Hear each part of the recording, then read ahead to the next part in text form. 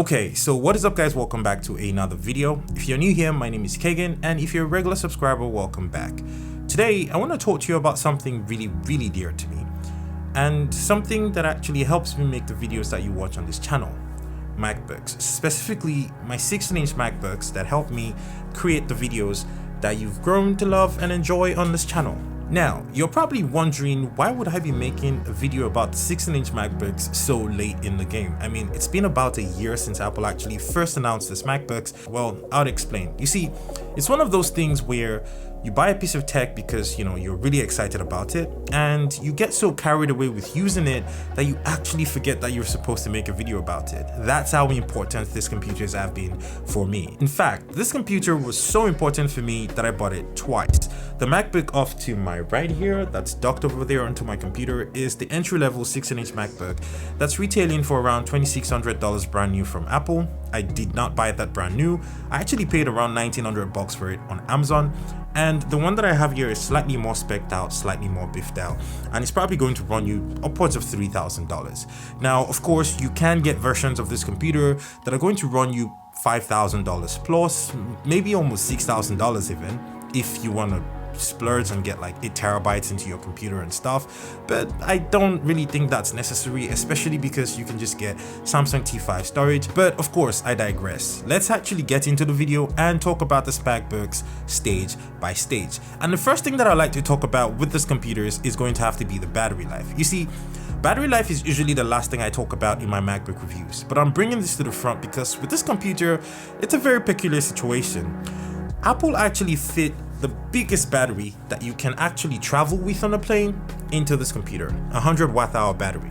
And you're probably thinking, go Apple, 100 watt hours is like, the largest you can possibly get. So the battery life on this computer is amazing. And you'd be right, but also wrong. You see, with this computer, you're either going to get 24 hours of battery life or you're going to get 24 minutes. It's absolutely ridiculous, but let me explain. You see, if you're a regular user who is just going through your daily task, you're a writer, you're just writing, you're texting, you're replying emails, watching a couple episodes of The Mandalorian here and there, you're probably going to get 24 hours of battery life out of this computer, honestly. But if you're like me, you're a creative, you're somebody who likes to edit videos in like Final Cut Pro, DaVinci Resolve, or whatever, I would not advise you to use this computer without actually plugging it in. I think it makes more sense to have it plugged when you're using this for tasks that are going to be resource intensive. Because in Final Cut Pro, if you're not plugged in and you're doing a lot of 4K H.265 editing and you're trying to color grade at the same time and add some text effects and stuff, it's actually ridiculously easy to kill this computer in exactly 24 to 30 minutes.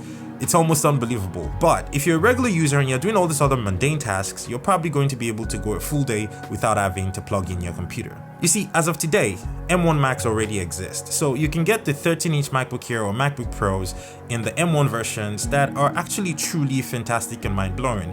But if you're still looking for the top-of-the-line 16-inch MacBook, you're going to have to go for one of these Intel Macs. The M1s are probably coming next year, but for right now, this is what you get. Now that that's out of the way, let's actually talk about the improvements in the design and the build quality of the computer.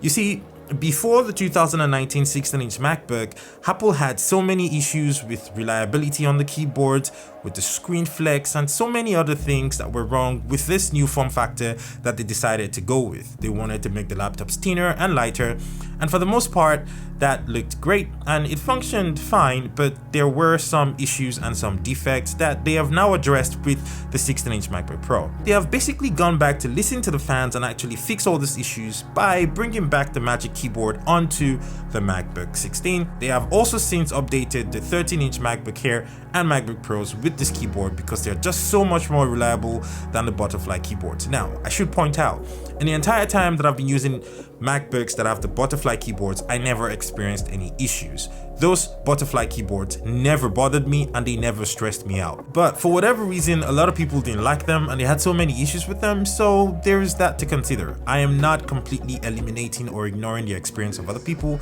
I'm just saying personally, butterfly keyboards were fine. They had no issues. But this is much better and the typing experience on this, as well as the travel, is also much better, so we appreciate that. Another area that they've actually worked on the design for this computer is going to have to be the size. They made the computer computer thicker, and they made it more FT so that they could fit in that 100 watt hour battery inside of here, and a couple of new speakers. Now, speaking of the differences that these little things make to the performance of this laptop, the only way that I can describe the performance on this laptop is time. It's going to give you your time back. As a creative, somebody who makes videos, and you know, I used to use the 2015 15-inch MacBook. I have a 2016 15-inch MacBook. I have used 13-inch MacBooks from 2017, 2018, and 2019. And honestly, what I can tell you categorically is that this laptop, unlike those laptops, gives you your time back. You see, a 4K timeline that's probably going to take you an hour or an hour 15 minutes to render and then export and then upload to YouTube, for me these days takes me 15 minutes at the most. Like, I can export an entire video that's edited, cut down, colored, all the effects and everything that I need have already been put in there. I can have a 10 to 15 minute 4K video like that rendered out and exported in under 15 minutes. And I think that is absolutely ridiculous. Now, things get even faster when you start working in 1080p and not 4K. So if you're making a lot of videos in 1080p, you'd be surprised at how quickly this computer actually chews up your edits and your export times. It just makes it so insignificant. One time, I exported a 10-minute video that was in 1080p in under 2 minutes. That's ridiculous. And speaking a little bit more about that performance, of course you're not going to spend $3,000 on a laptop and not expect it to actually chew through your footages when you're trying to use this for video editing. Video editing being the reason why I personally bought this laptop, I understand that a lot of people might have actually been watching this video because they want to see how well this computer edits. And the video that you're watching right now was entirely edited on the 16-inch MacBook Pro, and it was pretty smooth. I'm currently shooting on the Fujifilm X-H1, 200 megabits per second, 4K, 17:9 aspect ratio, 8-bit internal, and there is no issue with the footages. But I did notice that when I'm shooting with the Fuji X-T3 with the 10-bit 420 internal, 4K H.265, all intro or even longer up, I get quite a bit of drop frames in my video. I was really surprised that the 16-inch MacBook couldn't really handle this, but because you're probably not going to be editing H.265 footage directly anyway, you're probably running that down to H.264, so for the most part, I'm okay with it. And I mostly don't shoot my videos with the X-T3 anyway, so I'm fine. Now, let's speak about the display for this computer. Now, I'm not going to go into numbers and specs. I'm a user experience type of guy, so honestly what I can tell you is this display is gorgeous, and I actually mean that when I say it. I'm not just saying it because somebody asked me to say it. The display on the 16-inch MacBook Pro is gorgeous. It looks fantastic, it looks bright, it looks excellent. In fact, I have had this computer outside in direct sunlight and in my car, and editing with the screen was absolutely fine. So at this point, I feel like we need to talk about the elephant in the room, the touch bar.